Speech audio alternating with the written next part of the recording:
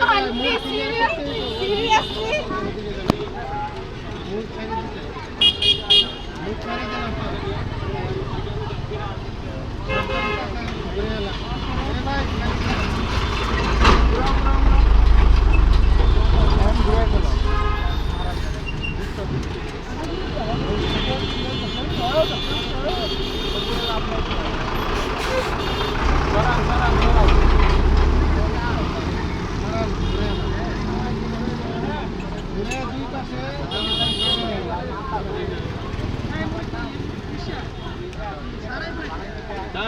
সমস্যা এত জবর দিতে হবো ক্লিয়ার করতে পারো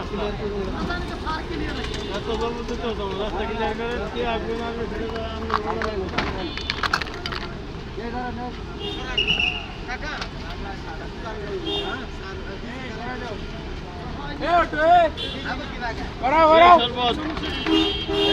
ভাই দোকান বন্ধ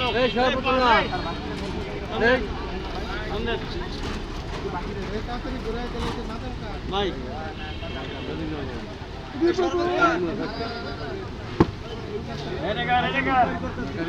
এই সর্বত দোকান করে দেয়া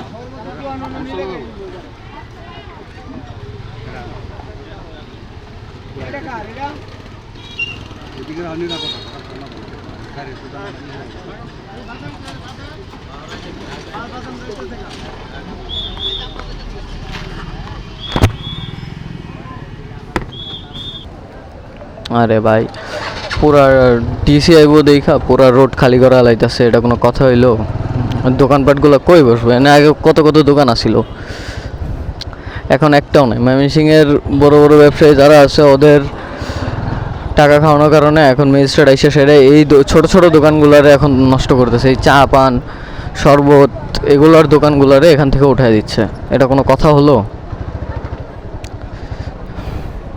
এই দোকানগুলো এখানে থাকলে কি হইতো? ওনাদের কি এত বড় ক্ষতি হয়ে যেত? তারা যে এমন করতেছে, দ্যাটস এই দেখেন আনসার।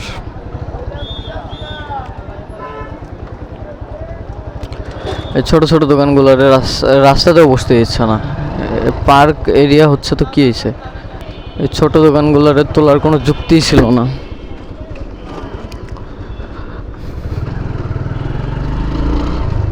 এই দোকানগুলো এখানে থাকলে তাদের কোনো ক্ষতি হতো না, হলে রাস্তার উপর দিয়ে যাবে তারা তো আর এখানে এসে দাঁড়ায় থাকবে না। তারপরেও মানে কি বলবো ভাই, একদম অবস্থা খারাপ করে দিয়েছে। পার্কের মধ্যে কি মানুষ শুধু হাঁটাহাঁটি করার জন্য আসবে, খেলার জন্য আসবে? এখন যদি পার্কে যদি একটা দোকান পাট না রাখে তখন তো মানে মানুষজনের যদি পানি পিপাসাও পায় তখন তো পানি পাবে না। ভিতরে একটা দোকান একটাই মানে কি বলবো রেস্টুরেন্ট আছে যেখানে মনে করলেন যে পানি কেন, যদি ভিতরে ঢুকে একটা টিস্যু নেয় সেক্ষেত্রে তারা 10 টাকা চার্জ ধরে বসে থাকে। সো এখানে মানুষজন কীভাবে থাকবে বলেন? এটা বাংলাদেশের আইন কানুন এখন সব চলে গেছে ভাই। বাংলাদেশের আইন কানুন বলতে কোনো কিছু নাই। এখন আছে যাদের টাকা আছে তাদের একদম সব কিছু, এছাড়া কোনো ওয়ে নাই। টাকা ছাড়া বাংলাদেশে এখন মানুষের কোনো দামই নেই। ছোট ছোট দোকানগুলো এগুলো কয় টাকার ব্যবসা করে এখানে? আমি যে দোকানে বসেছিলাম সেখানে আপনার ওই মামার সাথে আমার অনেক দিনের পরিচয়। উনি বলতেছে যে আজকে সারাদিনে উনি 1000 টাকা পর্যন্ত এখন পর্যন্ত বিক্রি করতে পারে নাই। তো ওনার সংসার কীভাবে চলবে?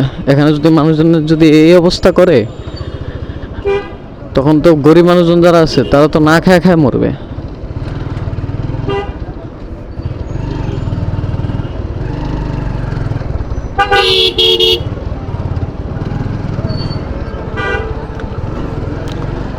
তখন দেশের অবস্থা কেমন হবে চিন্তা করে দেখেন। এখন তো তাও মানুষজন ছোটোখাটো দোকান হোক যে কোনো কিছু হোক কিছু একটা করে খাচ্ছে। এরা তো আর চুরি করে খাচ্ছে না। যে চুরি করে খাচ্ছে এদেরকে রাস্তায় থাকতে দেওয়া যাবে না। এরা চুরি করেও খাচ্ছে না, সবাই নিজে পরিশ্রম করে খেটে খাচ্ছে।